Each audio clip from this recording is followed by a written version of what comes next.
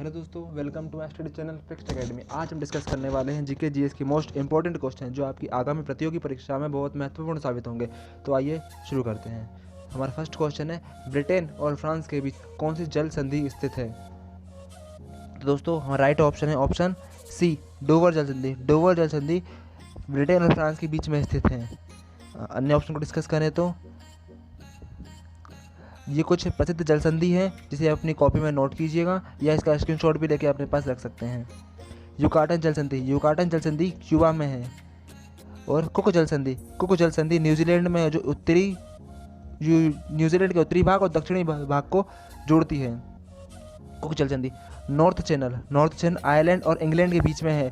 Taurus जल संधि Papua New Guinea और ऑस्ट्रेलिया के बीच में है। टॉरस जल संधि मैसीना जल संधि इटली तथा सिसिली द्वीप के बीच मैसीना जल संधि है। हम अगले प्रश्न पे आते हैं। अगला प्रश्न है हमारा, निम्न में से वह कौन सा स्थान है जहां एनजीटी का क्षेत्रीय कार्यालय है? दोस्तों यहाँ पे वर्ड है एनजीटी। एनजीटी का फुल फॉर्म होता है नेशनल ग्रीन ट्रिब्यूनल। दोस्तों यहाँ पे पूछा गया है कि एनजीटी का क्षेत्रीय कार्यालय किस जगह पे नहीं है? तो हमारा राइट ऑप्शन है ऑप्शन बी, बेंगलुरु में। बेंगलुरु में एनजीटी का क्षेत्रीय कार्यालय नहीं है। हम इसके ऑप्शन को डिस्कस करें तो एनजीटी का फुल फॉर्म होता है नेशनल ग्रीन ट्रिब्यूनल, राष्ट्रीय हरित प्राधिकरण। एनजीटी अधिनियम 2010 के तहत एनजीटी के अध्यक्ष हैं जस्टिस आदर्श कुमार गोयल। ये एनजीटी के भारत में 4 क्षेत्रीय कार्यालय हैं जो भारत के 4 शहरों में है।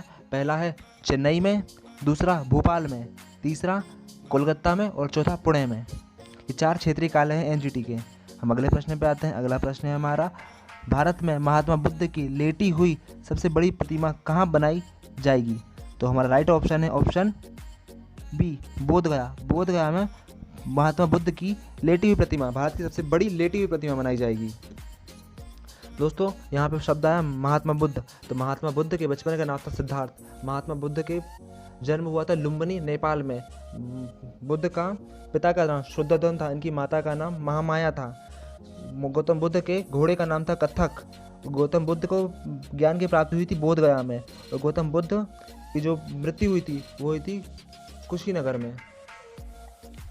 दोस्तों अगले प्रश्न पे आते हैं। अगला प्रश्न है हमारा,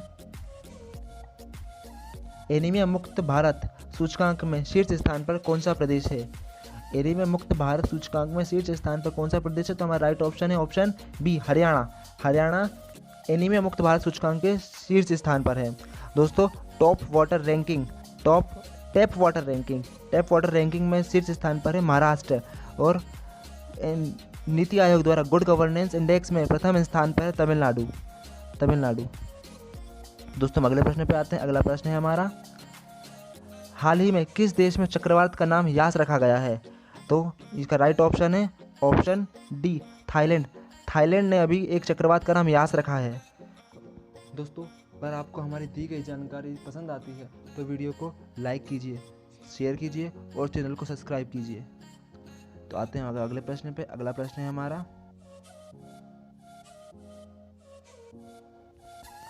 प्रश्न क्रमांक 6, हाल ही में किस भारतीय को स्पेन के सर्वोच्च नागरिक सम्मान से सम्मानित किया गया है?